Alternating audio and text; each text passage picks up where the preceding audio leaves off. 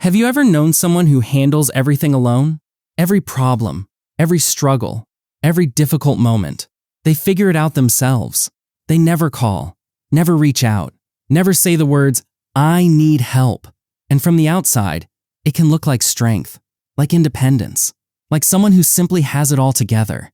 But psychology says something different is usually happening underneath. 1. They were taught that needing help is weakness.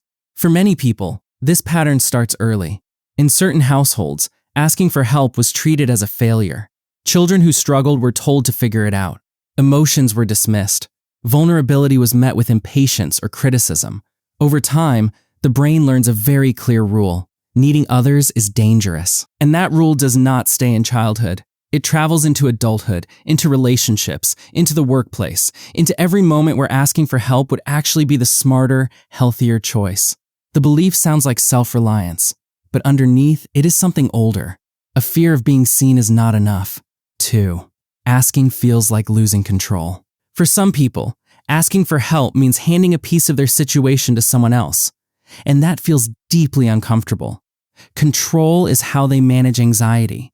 As long as they are handling everything themselves, they know exactly what is happening, how it is being done, and what to expect.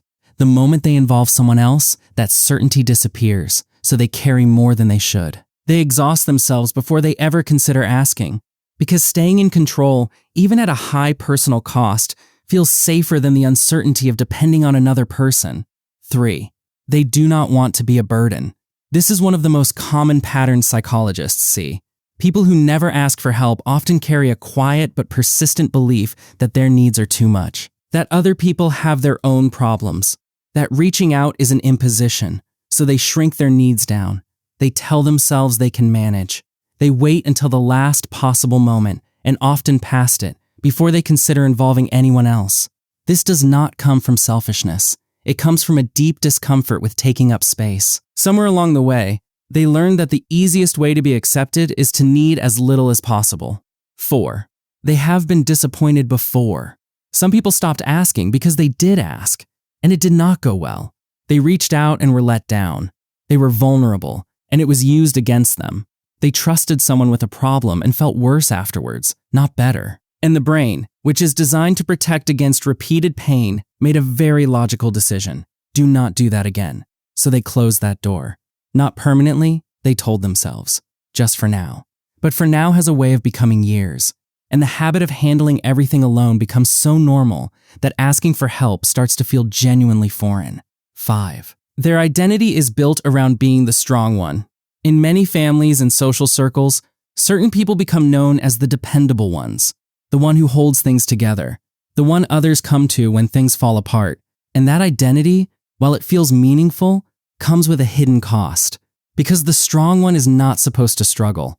The dependable one is not supposed to need. So even when they are overwhelmed, even when they are quietly falling apart, they maintain the image. Because they have played this role so long, they no longer know who they are without it. Asking for help would mean admitting the version of themselves everyone relies on is not the whole truth. And that feels like more than just vulnerability. It feels like a collapse. Needing help is not a weakness. It is one of the most honest things a person can do. But for people who have spent years learning otherwise, that truth takes a very long time to reach. If you enjoy learning the hidden psychology behind everyday human behavior, subscribe to the channel. Because once you understand why people make the choices they do, you begin seeing things about human nature that most people completely overlook.